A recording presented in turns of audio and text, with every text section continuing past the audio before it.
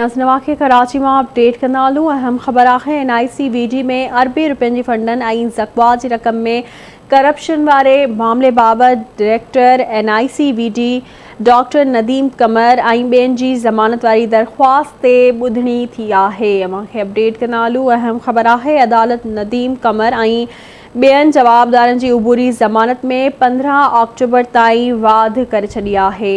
एक दफ़ो ॿीहर अव्हांखे आगाह कंदालू NICVD में अरबे रुपयनि जे फंडनि ऐं ज़क़्वा जी रक़म में करप्शन वारे मामले बाबति डायरेक्टर NICVD डॉक्टर नदीम कमर ऐं ॿियनि जी ज़मानत वारी दरख़्वास्त ते ॿुधणी थी आहे। अदालत नदीम कमर ऐं ॿियनि जवाबदारनि जी उबूरी ज़मानत में 15 अक्टूबर ताईं वाध करे छॾी आहे।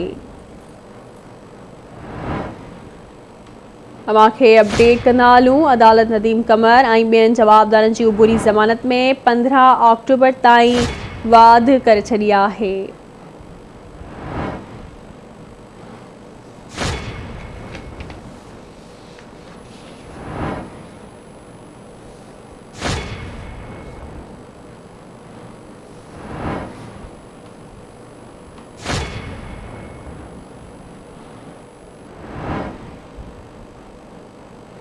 नज़नवा के अपडेट कंदालू कराची में NICVD में अरबे रुपयनि जे फंडनि ऐं ज़क़्वा जी रक़म में करप्शन वारे मामले बाबति डायरेक्टर NICVD डॉक्टर नदीम कमर ऐं ॿियनि जी ज़मानत वारी दरख़्वास्त ते ॿुधणी थी आहे।